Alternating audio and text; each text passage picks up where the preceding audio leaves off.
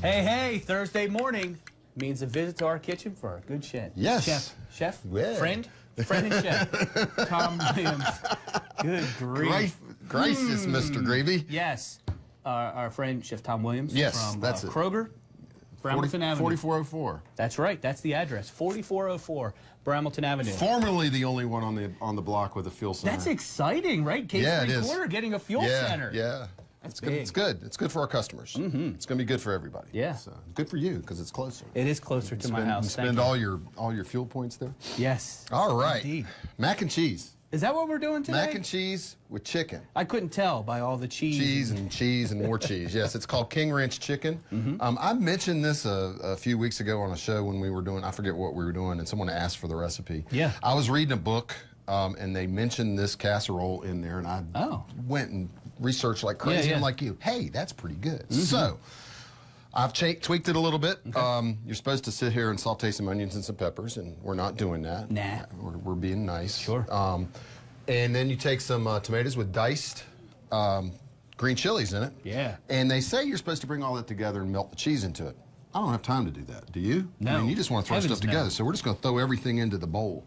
So we got our diced tomatoes with green chilies. Yep. 1 can of tomato soup.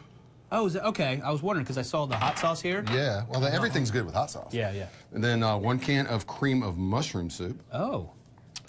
1 8-ounce block of Velveeta. Right. Or store brand. Or store brand. Which is considerably cheaper. But we only sell it in the pound. Oh, is that right? Yeah, that's why I went with the Velveeta, because they sell a half-pound container. This is 3 cups of cooked chicken. You can use leftover chicken that you have around the house. Yeah. Or you can come buy some from us. We have plenty of it. Half a teaspoon of cumin. And then a teaspoon of chili powder. It calls for sour cream, or I like to use a little mayonnaise. Okay. Gives a little bit of a lemony twist. Then we mix all this up. Yeah. We have a big enough bowl here? I don't think so, but we'll make it work one way or another. We'll make this work. Whoa. Ah, jumpers. So anyway, you mix all this up, and you put it into a pan, and you bake it in the oven for about 25 minutes, so everything's all melted together and gooey.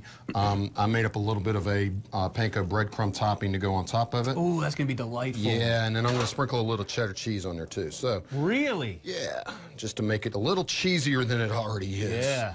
So, obviously, we've got a barely big enough pan here. We're having too much fun this morning, aren't we, Bob? Oh, my goodness. Better to have too much than too little. You know, that's the beauty of live television. If it's not working out the way you had it in your mind, just do something else.